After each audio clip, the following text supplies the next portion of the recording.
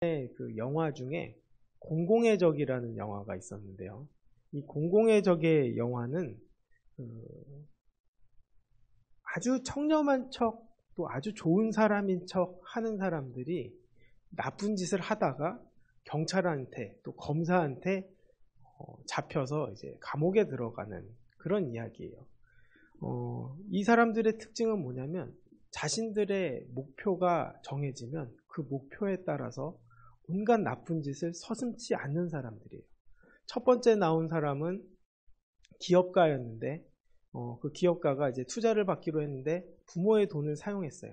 그런데 그 부모님 아버지께서 그 돈은 지금 어려운 사람에게 주기로 내가 약정했고 마음에 정하였으니 그 돈을 돌려주기를 바란다. 그랬더니 어떻게 했느냐?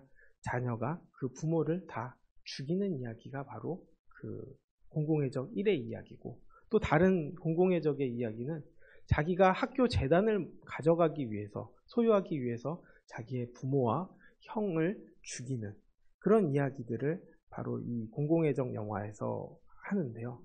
이 사람들은 다 겉으로는 훌륭한 척, 좋은 사람인 척 하지만 문제는 어디에 있느냐? 강철중이라는 그 검사나 경찰을 만나서 거기서부터 걸리기 시작하는 거예요. 밖에서 사람들이 봤을 때는 너무나 좋은 사람들이었어요. 훌륭한 기업인이고 훌륭한 교육자 집안의 사람이었지만 이 사람이 파헤치기 시작하니까 어떤 일이 생겼느냐? 바로 이 경찰이나 검사를 죽이려고 노력하는 이야기를 한다는 것입니다. 이렇게 죽이려고 하다 보니까 어떤 상황이 생기느냐? 자기의 죄가 드러나게 되고 그 지어진 죄가 드러남으로 인해서 자신들이 다시 감옥에 들어가는 이야기가 바로 이 영화들의 이야기인데요. 이 사람들의 특징은 목표를 위해서는 죄의식을 갖지 않고 또 죄의식을 갖지 않은 상태에서 자기들은 훌륭한 기업인 또 아니면은 훌륭한 교육자라는 생각을 하면서 괜찮은 사람인 줄 안다는 것이죠. 이런 어리석음 때문에 오히려 잡히게 되는데 이 예수님 당시의 종교 지도자들도 이들과 다를 바가 없었다는 것입니다. 겉으로는 아주 훌륭한 교육자일 수도 있고요. 또 아주 훌륭한 종교인일 수 있지만 실질적으로는 하나님을 무시하고 하나님의 뜻을 버리고 오히려 하나님의 말씀을 전하는 사람들을 죽이려 하다가 또 죽이고 예수님까지 죽이고 죄악을 저지르다가 결국에는 자신들의 죄가 드러났다라는 것이죠. 이런 모습들을 보면 오히려 이 사람들은 겉으로는 훌륭한 사람인 척 하지만 자신들의 어리석음을 깨닫지 못하고 또 스스로 의롭다 착각하여 그 주님의 부르심을 외면한다는 것입니다. 오히려 이 죄악이 드러날까봐 예수님을 죽이고 믿는 사람들을 죽이면서 자신들은 괜찮은 사람이다. 자신들은 올바른 사람이다. 이렇게 생각한다는 것이죠. 이 서기관과 바리새인들은 옛 선지자의 무덤을 만들어주고 비석을 꾸며주면서 그 선지자들의 신앙을 계승하고 있다라고 생각했습니다. 그러나 실제로는 그 선지자들을 죽인 조상들처럼 세례 요한을 죽였고 또 예수님을 박해했다라는 것입니다. 그래서 예수님은 그들에게 그 조상의 분량마저 채우라고 말씀하십니다. 그들은 입으로는 하나님께 충성된 선지자들을 따르는 척했지만 행실로는 하나님을 대적한 자기 조상들을 따르고 있었다는 것입니다. 종교 지도자들의 이 이중적인 태도를 예수님께서는 강하게 질타하신 것입니다. 자신들이 옳다고 여기는 사람들은 이 어리석인 자들은 장차 영생을 얻지 못하게 된다는 것입니다. 사실 이 말씀을 묵상하면서 저도 처음에는 이 바리새인처럼 살지 말아야지 또 이렇게 살면 안 된다라고 사실은 이 말씀을 준비하고 있었는데 이 말씀을 읽다 보니까 오히려 제 자신이 바리새인처럼 사는 것이 아닌가 생각해 보게 되더라는 거죠. 제가 이 자리에 앞에 서서 목사라는 이름으로 또 종교인이라는 이유로 하나님의 말씀을 전하고 있지만 제 내면에서는 여전히 악한 생각들, 나쁜 생각들, 또 그 악한 생각들이 가려진 채 말씀을 전하는 것이 아닌가 생각해 보게 된다는 거예요. 얼마 전에 그 더 글로리라는 드라마를 보고 나니까 어떤 생각이 들었냐면, 제 안에서 그 나쁜 사람들의 말들이 생각나기 시작했고, 또 그 나쁜 사람들의 멘트가 괜찮다라고 생각이 들었고, 그 생각들이 저의 마음속에서 가득하다 보니까 오히려 말씀이 잘 들어오는 것이 아니라 그 사람들의 말들이 더 생각날 때가 있더라는 거예요. 그런 것들뿐만 아니라 또 제 마음속에 나쁜 것들, 그 악한 것들이 참 많다라는 것을 깨닫게 됐는데, 결국 말씀으로 돌이켜야 하는 것이고, 또 내 자신이 오히려 믿을 만한 사람이 아니구나라는 것을 생각해 보게 됩니다.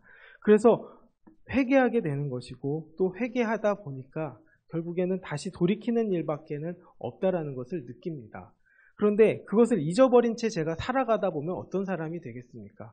여전히 이들과 같은 사람이 되는 것이고, 그 같은 사람인 줄도 모른 채 바리새인과 서기관들을 제가 욕하는 실수를 저지를 수도 있다라는 것이죠.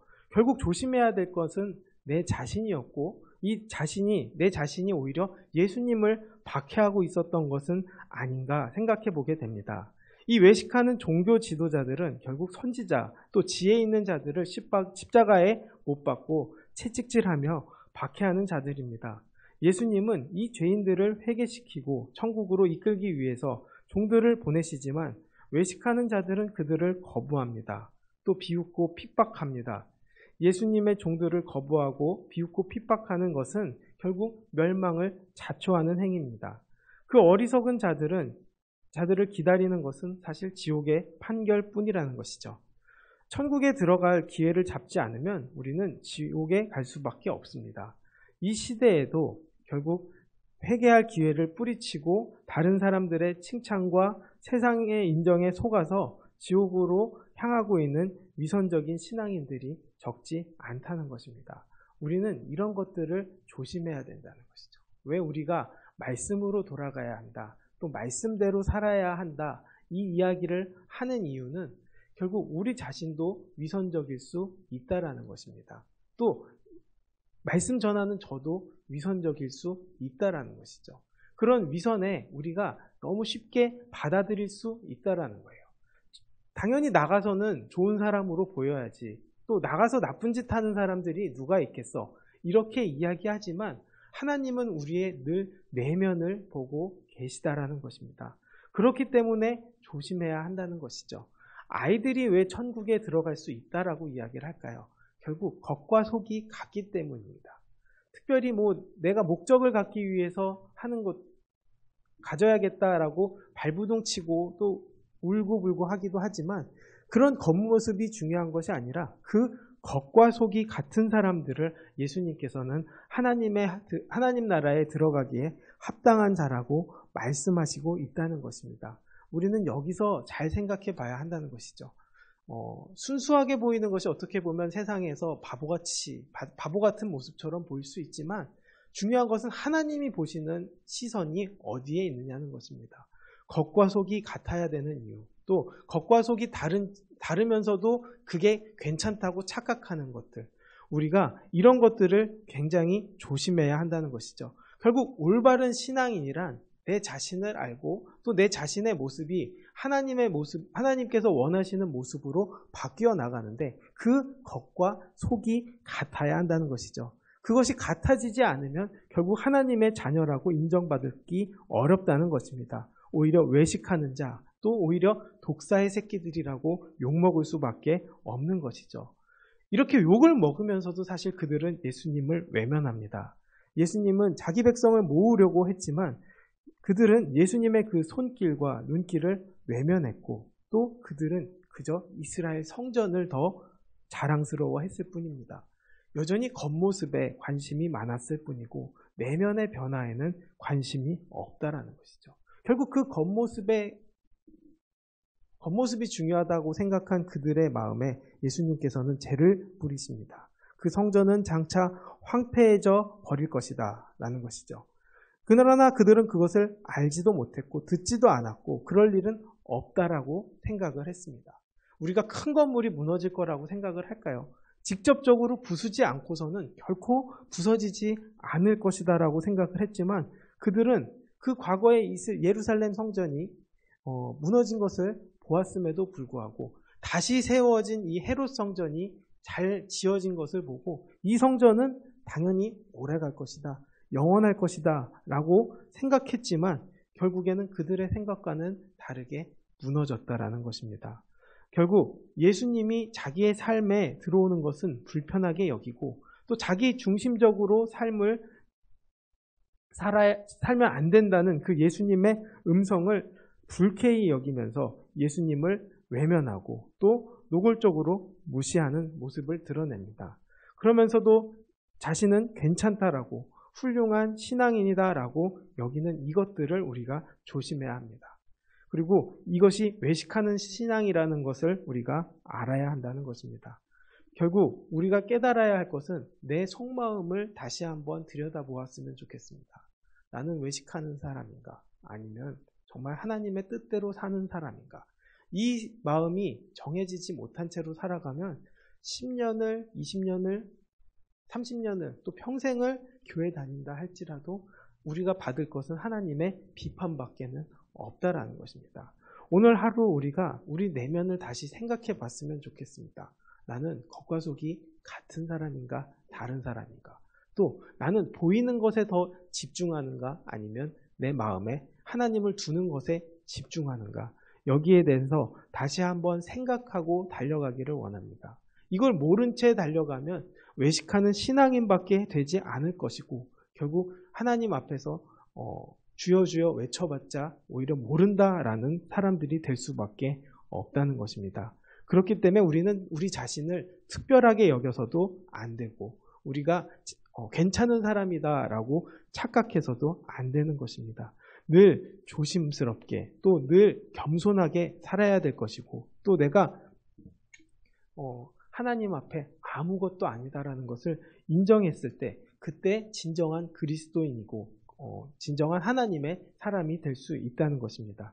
그렇지 않으면 우리의 마음은 황폐해질 뿐이고 하나님의 뜻에 합당하지 못한 사람이 될 뿐입니다. 오늘 하루 우리가 우리의 마음속에서 하나님과 내 마음을 일치시키는 하루가 되기를 원합니다. 그리고 그 모습이 드러나게 되기를 원합니다.